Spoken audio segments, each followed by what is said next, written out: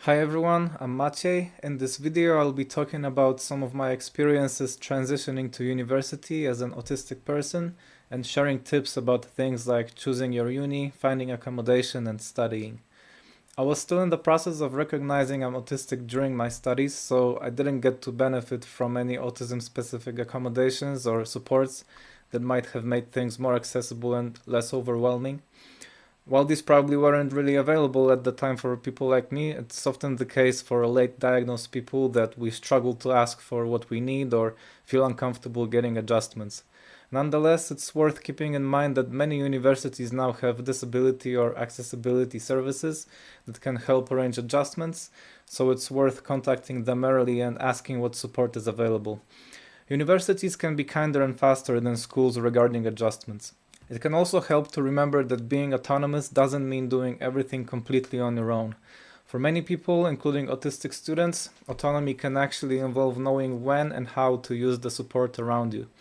Asking for advice, using university services, or talking things through with trusted people can help you make informed decisions and feel more confident in them. Having support doesn't take away your independence. It can strengthen it and help you feel that you belong and can navigate university life in a way that works for you. A really big part of the worry I had before starting uni was just deciding where to go and what to pursue, so I think it's worth it to consider it for a moment. I picked English studies. The curriculum was interesting enough, and even when it wasn't, I was still learning English. I'm Polish, and I enjoyed it and valued it. At the time, I had no idea what I'd be doing, but I knew I didn't want to study something that would pigeonhole me into a safe job in an office, school, or a factory, because I thought I'd be miserable doing that. It worked out okay for me because I'm working from home and making my own schedule in ways that suit my energy levels and sensory needs. This is probably something you might want to consider if you're autistic, as a lot of workplaces just aren't designed around our needs. My one tip for choosing your degree is really to honor what your passions and interests are. I think that's important, especially if you're autistic, so that you can harness your monotropic mind and the depth of focus that many autistic people experience for something that's fulfilling for you. About the notion of a safe job, you have to consider whose idea of it is being put to you, because chances are it's a neurotypical person's idea that won't work for you, even if you do everything correctly. At the same time, the world is changing so fast, no one can predict what's gonna happen 5 or 10 years from now. That can be scary, but I'd say it's a reason to stay true to what matters to you. Your interests, ways of thinking, and values are not weaknesses to overcome. They can be genuine strengths that will shape your future. We are often good at original thinking, attention to details, and valuing truth, things that AI language models fail at. Moving on to accommodation, honestly, problems with renting were among some of the most stressful experiences I had as a student and afterwards. At the same time, though, I have some good memories of shared living as a student. If navigating renting feels overwhelming, it can really help to use the support that already exists around you. Many universities have housing advice services, disability or accessibility teams, and sometimes peer mentors who can help you understand contracts, check if a landlord is legitimate, and explain your rights. Asking someone to look over a tenancy agreement with you or help you contact a landlord can make the process much more predictable and less stressful.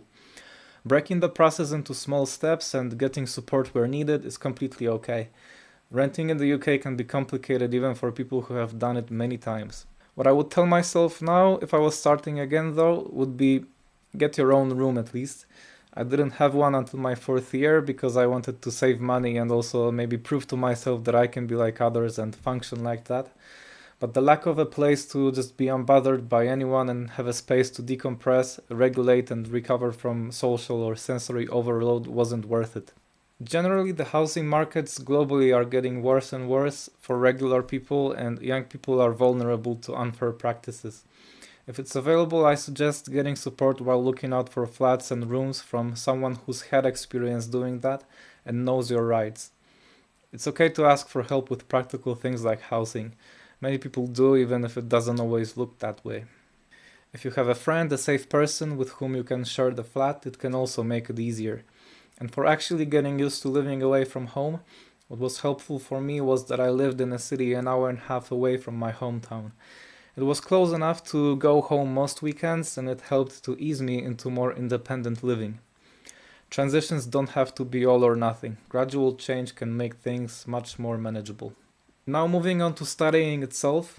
Before uni, I had a pretty bad overall school experience, but that was because of pretty much everything in and around school apart from studying. I worried I'd be confused about how uni works, but I quickly found out this way of working suits me much better than school. There was less time in the building, the curriculum was more flexible, and I spent more time on self-study. For many autistic students, having predictability and structure can make studying much easier, so it can help to build your own routines around classes, study time, and rest. Even simple things like planning your week ahead or using calendars and reminders can reduce stress and uncertainty. With this different mode of working can come a challenge though. In my case, most of the exams were in sessions at the end of the semester or year. You need to be consistent so that you don't end up having to revise a whole year's material in a day or two. That said, consistency can look different for different people. Finding routines, tools, or strategies that work for your brain is what matters. Another thing some autistic students experience while studying is perfectionism. Wanting to do things thoroughly and correctly can be a real strength, but it can also lead to spending too much time on one task, feeling stuck, or being very hard on yourself. It can help to set realistic limits for how long you work on something, break assignments into smaller steps, or remind yourself that good enough is often genuinely good enough in an academic setting. Talking to tutors or support staff about expectations can also help reduce uncertainty. Do make sure you look closely into the curriculum and the specifics of different classes to make sure it's in line with your expectations. Having clear information about what to expect can make the transition much less stressful. If you have access to academic support services, study skills teams, or disability services at your university, they can often help with things like planning, time management, or getting reasonable adjustments such as extra time in exams, flexible deadlines, or quieter exam environments. If your university offers peer mentoring or buddy schemes, these can be really helpful. Talking to a slightly more experienced student who understands how things work can make the environment feel much more predictable and manageable. About other aspects, I like being in more mixed groups of people than was the case at my schools. The material was much more interesting to me, and there was a difference in attitudes of professors. I felt they were more knowledgeable, enthusiastic, and treated us more like adults rather than like children to be managed. That was a welcome change.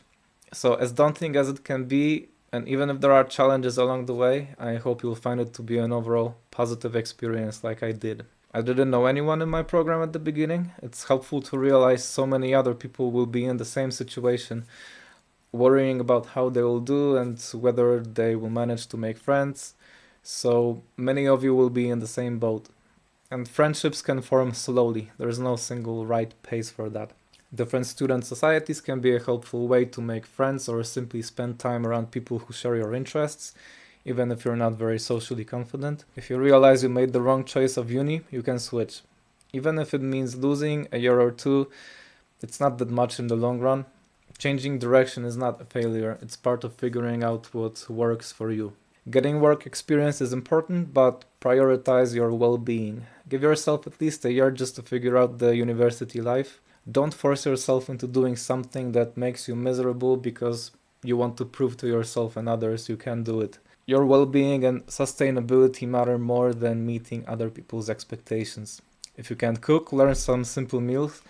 Having a few reliable, low-effort meals can make student life much easier. Again, your health and sensory comfort deserve attention. Finally, if you get a chance and feel ready for this, consider taking a semester or year abroad. The Erasmus program is coming back to the UK, and my semester abroad ended up an amazing formative experience. It was my first time being really away from home, and seeing you can handle life abroad can give you a big confidence boost. They give you some funds for your stay, which helps. And from an autistic perspective, when you are a foreigner, if you don't know some social rituals, it tends to be understood more as you being from elsewhere rather than being weird. So that can be helpful. At the same time, only take opportunities like this if they feel right and manageable for you. Thanks for watching, and I hope some of these reflections are helpful. Whatever path you take through university, try to do it in a way that respects your needs, interests, and well-being. Good luck with your studies.